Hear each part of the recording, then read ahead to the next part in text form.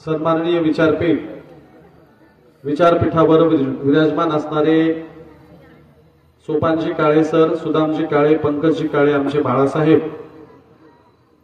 आणि ज्या 30-40 मुलांनी भाषण केली, ज्याच्यामध्ये मला वाटतं मुलींची संख्या सर्वात जास्त आहे, त्या भाषण करणाऱ्या सगळ्या मुला मुलींसाठी एकदा सगळ्यांनी जोरदार टाळ्या वाजवायच्या। खऱ्या अर्थाने आजचा कार्यक्रम तुमच्यासाठीच होता, कारण तुमच्या गावामध्ये जेव्हा जयंतीचं निमंत्रण मिळालं तर मी म्हटलं अगोदर गावच्या मुला मुलींची भाषणं झाली पाहिजेत, कारण आपल्याला येणाऱ्या काळामध्ये प्रत्येक गावातलेच मुलं मुली शिवचरित्र सांगणारे पाहिजेत आपल्याला, भाषण करणारे। आता यावर्षी तुम्ही तुमच्या गावात भाषण केली, याच्यामध्ये ज्यांची सगळ्यात चांगली भाषण झाली त्यांनी पुढच्या वर्षी दुसऱ्यांच्या गावात पण व्याख्यानाला जायला पाहिजे। बघा, मी तुमच्याकडे भाषण करायला आलो तर तुम्ही सुद्धा दुसऱ्यांकडे भाषण करायला जायचं, पण किती वेळ बोललं पाहिजे? किमान 1 तास तुम्हाला शिवाजी महाराज सांगता आले पाहिजे। त्यामुळे ज्यांनी आज इतकी चांगली भाषण केली त्यांना मी शिवचरित्राच्या एकूण अनुषंगाने वेगळ्या गोष्टी आता सांगणार आहे।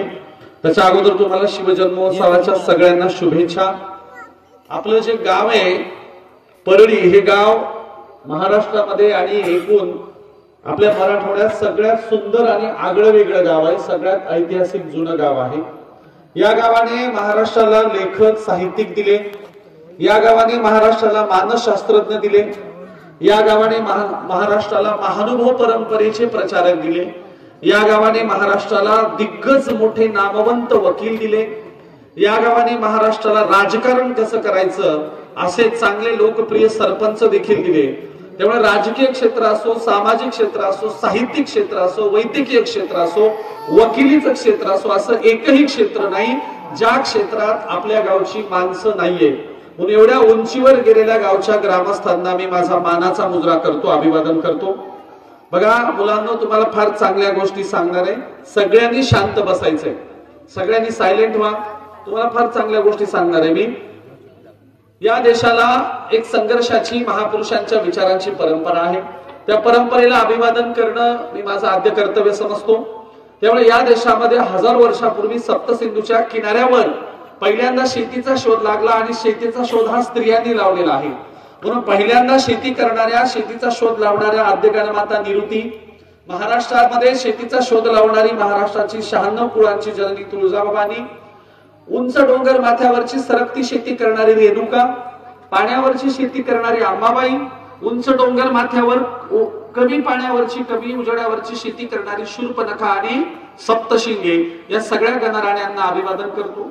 त्यानंतर ही समतेची चळवळ, बंधुभावाची चळवळ या देशात आपल्या पूर्वजांनी चालवली, पण दुर्दैव आपल्या पूर्वजांची बदनामी धर्मग्रंथांनी केली। मग आपल्याकडे लिहिण्याचे अधिकार नसता सुद्धा आपल्या माय माऊल्यांनी आपला एक महान राजा जगवला, जपून ठेवला। दर दसऱ्या दिवाळीला आपली माय माऊली म्हणायची, इडा पिडा टळो आणि बळीचे राज्य येऊ। म्हणून जीवाचा जिवलग 7 काळजातील निखळ प्रेरणेचा झरा महासम्राट बळीराजालाही मी अभिवादन करतो।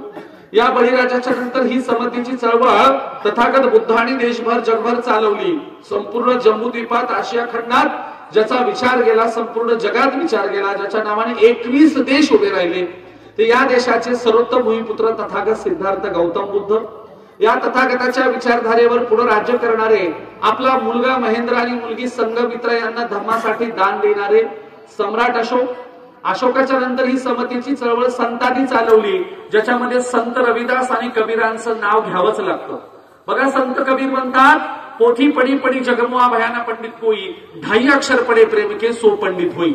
अरे नुसत्या पोथ्या वाचून कोणी पंडित होत नसतं, दुसऱ्यांशी प्रेमाने व्यवहार करणाऱ्याला पंडित म्हटलं पाहिजे, दुसऱ्यांशी चांगुलपणाने वागणाऱ्याला पंडित म्हटलं पाहिजे, अशी पांडित्याची व्याख्या करणारे कबीर। संत रविदास म्हणायचे, ऐसा चाहू राजमय जहां सबन को मिले अन्न, छोटो बडो सब संग बैठे रविदास रे प्रसन्न। चांगल्या आदर्श राज्याची संकल्पना पुढे ठेवणारे रविदास, संत रविदास आणि कबीरांच्या समकालीन तुमच्या माझ्या जवळच्या नरसी गावातून, हिंगोली जिल्ह्यातल्या नरसी गावातून ज्यांनी भागवत धर्माचा झेंडा पंजाब पर्यंत नेला आणि ज्यांनी 2 धर्माची स्थापना केली, असे संत शिरोमणी संत नामदेव महाराज। बघा, नामदेव महाराजांनी हिंदीत अभंग लिहिला म्हणून राहिला, मराठीत अभंग लिहिला असता तर नामदेवांच्या अभंगाच्या गाथ्याच्या वाट्याला इंद्रायणीचा डोह आला, तुकोबरायांच्या वाट्याला इंद्रायणीचा डोहाला. नामदेवांच्या अभंगाचं काय झालं असतं तुम्हाला सांगायची गरज नाही. हिंदीत अभंग लिहिला. अभंग काय?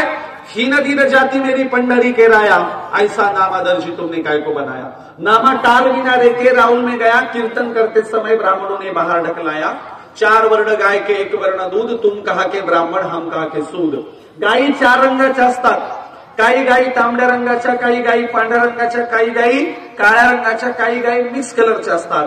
गायी 4 रंगाच्या असतात, मग दूध मात्र एकाच रंगाचं असतं. मग तुम्ही कसले वरच्या जातीचे आणि आम्ही कसले खालच्या जातीचे. इथल्या धर्मव्यवस्थेला जाहीर प्रश्न करणारे संत नामदेव महाराज होते. नामदेवांच्या नंतर त्यांचा वारसा महाराष्ट्रात चालवणाऱ्या त्यांच्या खऱ्या शिष्या संत जनाबाई. बघा आपली जनाबाई सांगते, डोईचा पदर आला खांद्यावरी, भरल्या बाजारी जाईल मी, हाती घेईल टाळ खांद्यावरी, विना आता माझा मना कोण करी. पंढरीच्या पेठे मांडिले पाल, मनगटावरी केलं घाला तुम्ही. जगी म्हणे झाले मी बेसवा, निघाले केशवा घर तुझे. डोक्यावरचा पदर कमरेला खोसून मी भर बाजारात येणारे आणि लोकांना गुलामीतून, अंधश्रद्धेतून, कर्मकांडातून मुक्त करणारे. असं वागणाऱ्या स्त्रीला लोक म्हणतील आगावची बाई आहे. मी आजच घोषणा करते, काय कुणाला माझ्या नावाने बोंबलायचे ते बोंबला, मी कुणालाच घाबरणार नाही. उलट मी पांडुरंगाचं घर निघायला तयारे, विठ्ठलाची वेश्या व्हायला तयारे, असं म्हणणाऱ्या संत जनाबाई. नामदेव जनाबाईंच्याच समकालीन ज्यांनी या देशामध्ये स्त्री पुरुषांच्या समतेचा एक महान धर्म काढला, परधर्म काढला, प्रतिती धर्म काढला.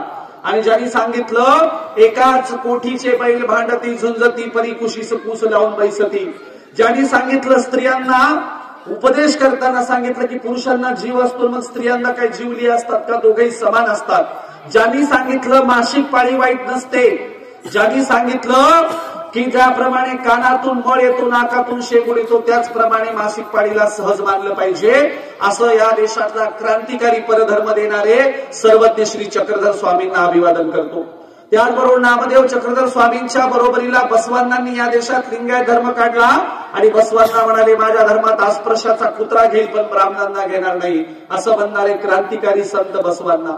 नामदेव बसवांना आणि सर्वज्ञ श्री चक्रधर स्वामींच्या नंतर ज्यांनी शिवरायांच्या स्वराज्यासाठी मोलाचं काम केलं, ज्यांनी अभंग निर्मिती केली, ज्यांनी शिवरायांना पायकीचे अभंग लिहून उपदेश केला, असे जगद्गुरु जगतवंद्य तुकोबाराय आणि ज्या गुरुच्या शिकवणीतून ज्यांनी आदर्श स्वराज्य उभं केलं, ज्यांच्याबद्दल ज्योतिराव फुले म्हणतात आम्हा कुळवाड्यांचा राजा म्हणून कुळवाडी भूषण बहुजन प्रतिपालक छत्रपती शिवाजी महाराज, ज्यांनी माहेरची देशमुखी आणि सासरची पाटीलकी याच्याही पलीकडे उदात्त विचार करून मानवी समाजाला मावळ्या एकाच संज्ञेत बंदिस्त केलं, बांधलं, अशा राष्ट्रमाता राजमाता मासाहेब जिजाऊ, ज्यांच्याबद्दल आता चित्रपटाला आणि सगळीकडे चित्रपटाची चर्चा होतीये, असे स्वराज्याचे दुसरे छत्रपती, अत्यंत लोकप्रिय जगभरातले राजे ठरलेले, स्वराज्याची इंचभर जमीन सुद्धा शत्रूला न घेऊन देणारे, 4 धर्मग्रंथ लिहिणारे, नखशिका, सातशतक, नायिका भेद आणि बुद्धभूषणम, 4 धर्मग्रंथ लिहिणारे युवराज, स्वातंत्र्यवीर, शाक्तवीर छत्रपती संभाजी महाराज यांनाही अभिवादन करतो.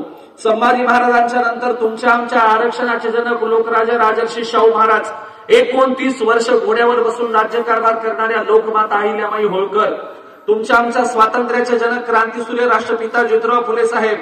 मुलांना ऐका रे, बघा शिवाजी महाराजांची पहिली शिवजयंती कुणी साजरी केली? कुणाला सांगता येईल सांगा बरं, हात वर करा. शिवाजी महाराजांची पहिली शिवजयंती कुणी साजरी केली? बघा यांच्यासाठी कुणा आवाज आलाय, टाळ्या वाजवा मुलांनी. आपल्याला केवळ शिवजयंतीचे व्याख्यान नाही करायचे, आपल्याला बऱ्याच गोष्टी कळल्या पाहिजे. पहिल्यांदा रायगडावर जाणारे, पहिल्यांदा शिवरायांची समाधी शोधून काढणारे, पहिल्यांदा शिवरायांच्या समाधीवर फुलं अर्पण करणारे, पहिल्यांदा शिवरायांचं चरित्र ओवीबद्ध लिहिणारे आणि पहिली शिवजयंती साजरी करणारे क्रांतीसूर्य महात्मा ज्योतिराव फुले साहेब आहेत. फुले साहेबांना देखील मी सॅल्यूट करतो, मानाचा मुजरा करतो. त्यांच्याच जोडीला, फुले साहेबांच्या जोडीला शिवरायांचं कार्य पुढे चालवणाऱ्या क्रांतीज्योती सावित्रीबाई फुले.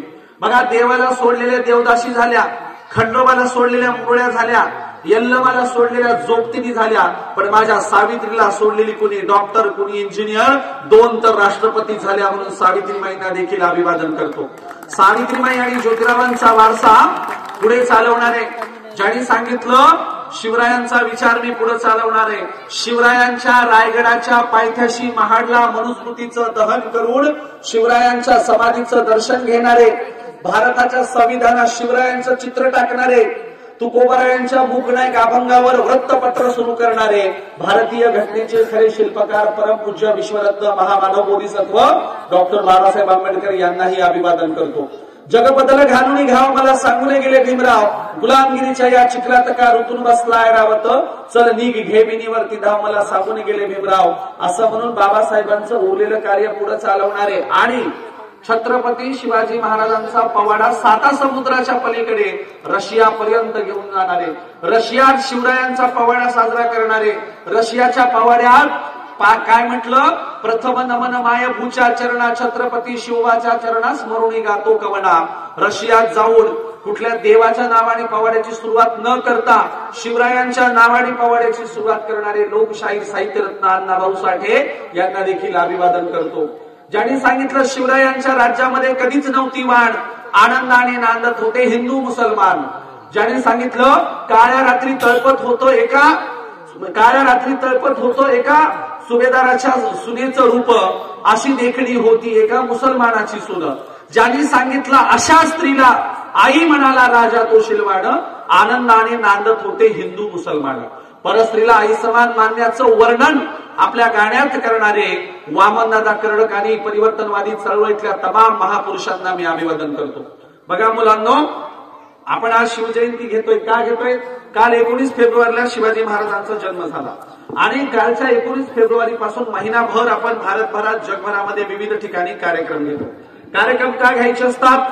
तर जाताना शिवजयंतीतून काहीतरी प्रेरणा घ्यावी, आमच्या डोक्यात काहीतरी प्रकाश पडावा, आम्हाला काहीतरी शिकायला मिळावं, काहीतरी संकल्प करावा, शिवचरित्रातून प्रेरणा घ्यावी म्हणून आपण जयंती साजरी करतो।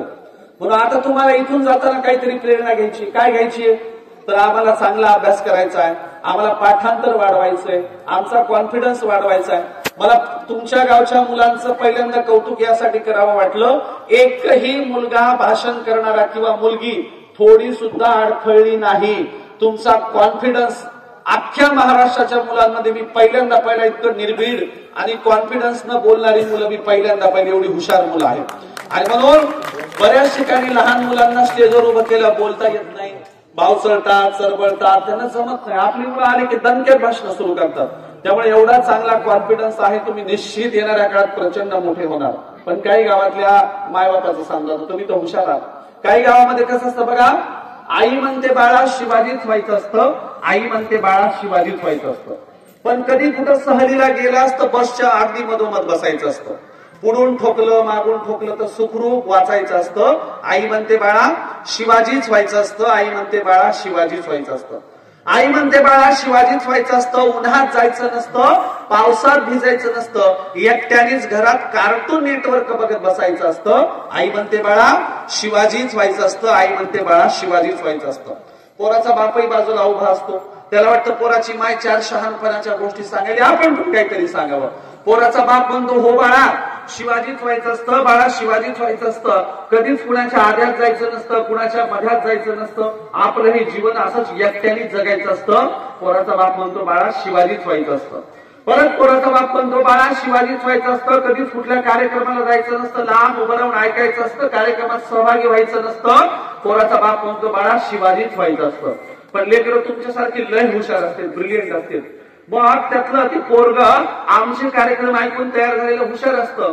ते पोरग म्हणतो हो पप्पा मुलांनी शिवाजीच व्हायचं असतं, हो पप्पा मुलांनी शिवाजीच व्हायचं असतं। पण कधी कधी घरात वडिलांनी शहाजी आणि आईनं जिजाऊ व्हायचं असतं, आईनं जिजाऊ व्हायचं असतं।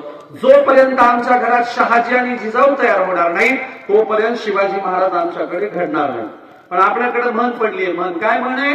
शिवाजी महाराज जन्मावे तर कुठं सांगा बरं, शिवाजी कुठे जन्मावा? शेजारच्या घरात। आपल्या महाराष्ट्रात म्हणे, आमच्या घरात नको का? कारण आमच्या घराची पुदा येईल ना ते दुसऱ्याची कामं करेल, लोकांना मदत करेल, आणखीन काय करेल, आपल्याला ते आवडत नाही। आज खेड्याची अवस्था कशी आहे बघा, खेड्यातली एक सज्जनाची व्याख्या आहे, माझी एक सज्जनाची व्याख्या आहे। तुमची सज्जनाची व्याख्या कशी आहे? सज्जन कोणाला म्हणावं? तर तुमचा सज्जन घरी आला आणि आल्यावर आईने विचारलं बाळा अमुक अमुक माणसाचं किराणा दुकान उघड होतं का? तर हे म्हणते काय की मी बघितलंच नाही, आणि माय तोंडावर हात फिरून म्हणते माझा वाघ लय सज्जन आहे, या वाघाचा कोणाच्या दुकानावर सुद्धा डोळा नसतंय, आपलं खाली मान घालून येतंय। आणि त्याला अख्खं गाव म्हणते लई सज्जन आहे म्हणते, याच्या तोंडातून शब्द निघत नाही. हा काही चाटायचंय का ते सज्जन, त्याचं काही लोणचं घालायचंय का? हा सज्जन घरी आला, माईने विचारलं वागा अमुक अमुक माणसाची पिठाची गिरणी चालू होती का? हे म्हणते काय की मी ऐकलंच नाही. हा कोणाच्या गिरणीवर याचा कान सुद्धा नसतोय. आणि माय सांगते माझा वाघ लई सज्जन आहे. तुमच्याकडे सज्जनाची व्याख्या काय? कुणाच्या आद्यात जात नाही, कुणाच्या मध्यात जात नाही, ज्याचे शब्द सुद्धा विकत घ्यावे लागतात त्याला सज्जन म्हणावं. आणि काय करायचं असतं सज्जन? माझी पण एक सज्जनाची व्याख्या आहे. सज्जन कुणाला म्हणावं?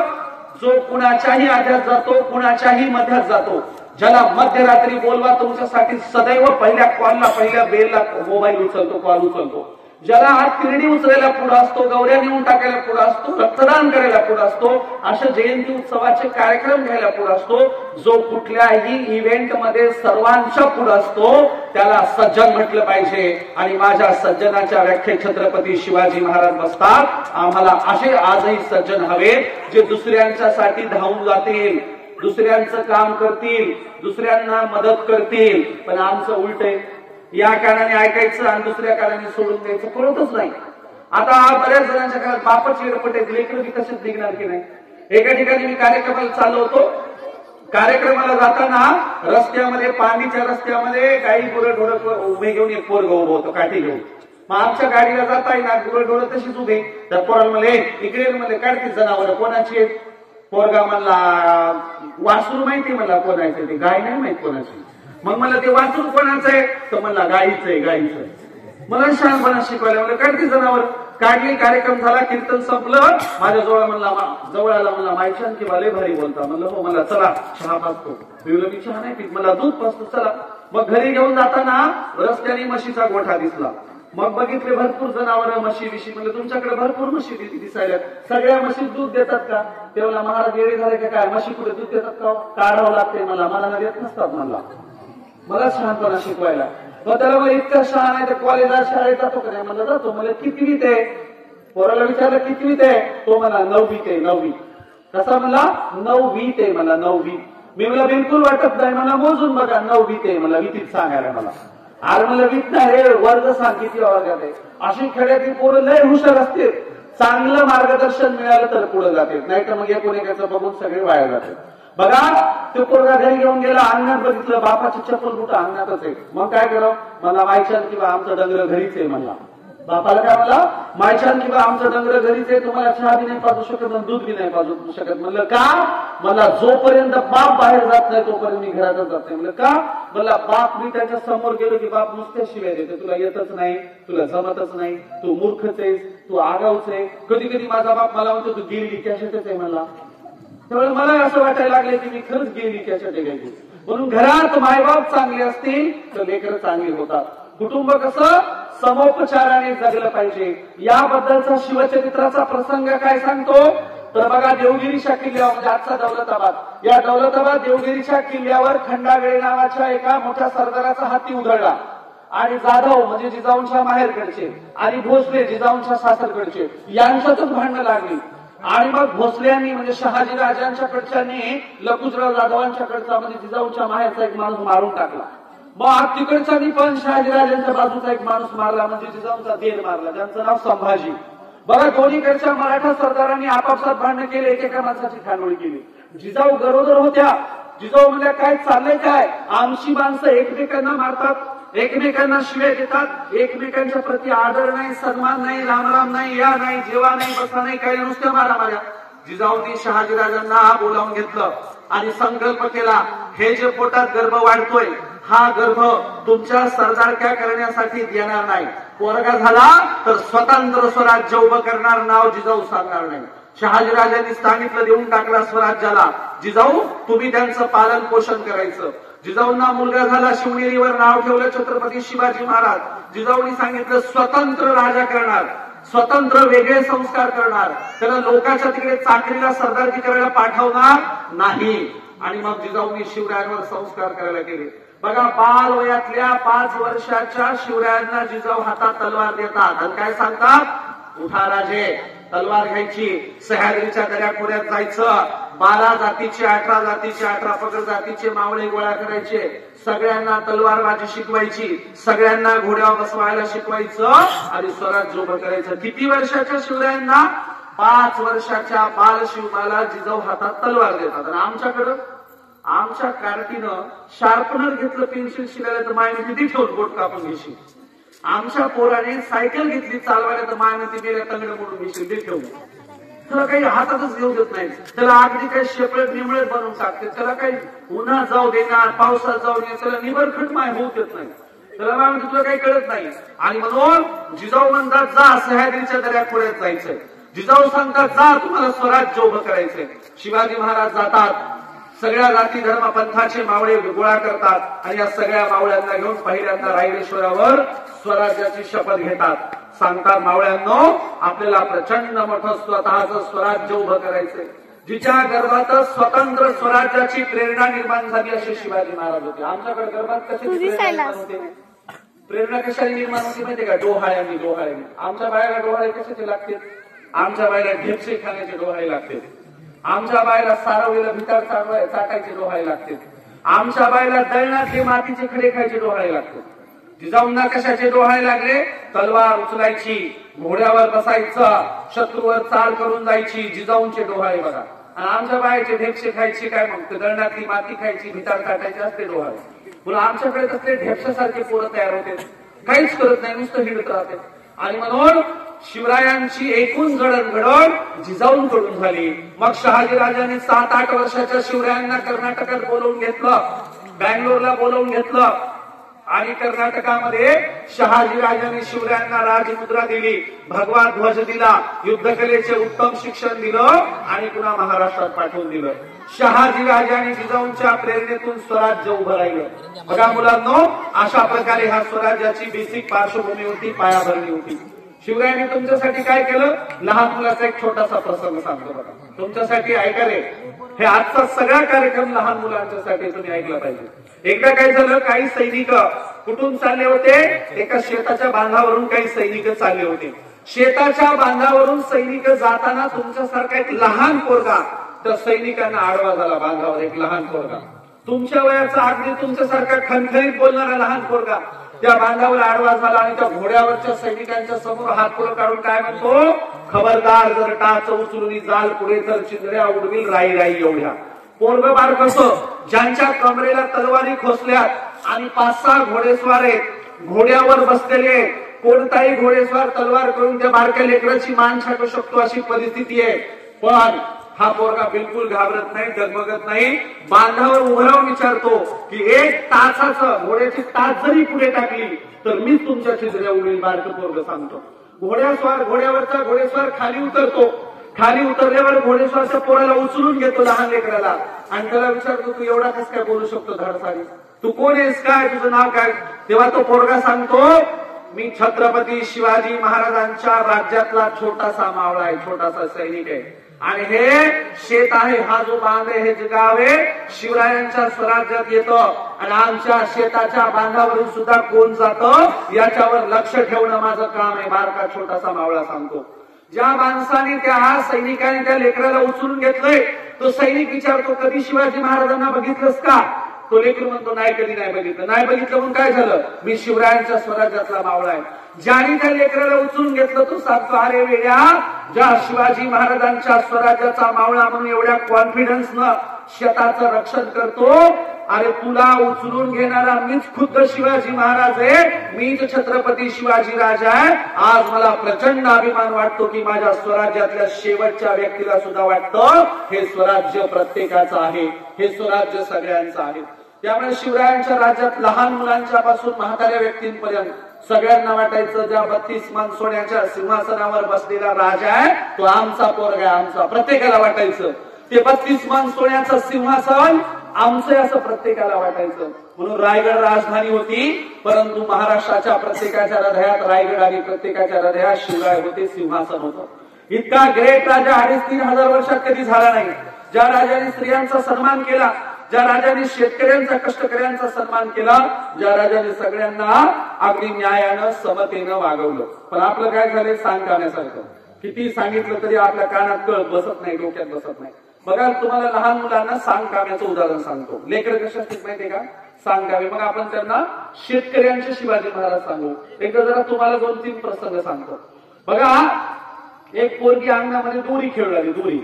दोरी खेळणाऱ्या पोरीची माय कुठे गेली? धुणं धुवायला चालली होती. दोरी खेळणाऱ्या पोरीची माय पोरीला म्हणाली, हे बघ मी धुणं धुवायला चालले आणि काय कर, घरामध्ये दूध ठेवले त्या स्वयंपाकघरात, दुधावर लक्ष ठेव, मांजर दूध सांडवेल. पोरीची माय काय म्हणली? दुधावर लक्ष ठेव, मांजर दूध सांडवेल. पोरगी अंगणात दोरी खेळू लागली. मग पोरीची माय धुणं धुवायला गेली, धुणं धुवून आली. आल्याबरोबर पोरीची माय घरात जाऊन बघते तर काय दूध कोणीतरी सांडलं. मग पोरीच्या आईने विचारलं, काय ग दूध कुणी सांडलं? पोरगी म्हणली, माझ्या स्वतःच्या डोळ्यांनी बघितलं, कुत्रीनं सांडलं म्हणली. मग पोरीची माय म्हणली, तू का नाही आणलंस? मग पोरगी म्हणली, खोटं नाही बोलायचं, जाताना तू काय म्हणली ती फक्त मांजरावर लक्ष ठेव. तू कुठं म्हणली होती कुत्रीवर लक्ष ठेव? पोरी याला म्हणतात सांगकाव्य. सांगितलं तेवढंच करायचं, डोक्याचा वापरच नाही करायचा. एका पोराची माय म्हणली दुकानावरून तेल आणायचं.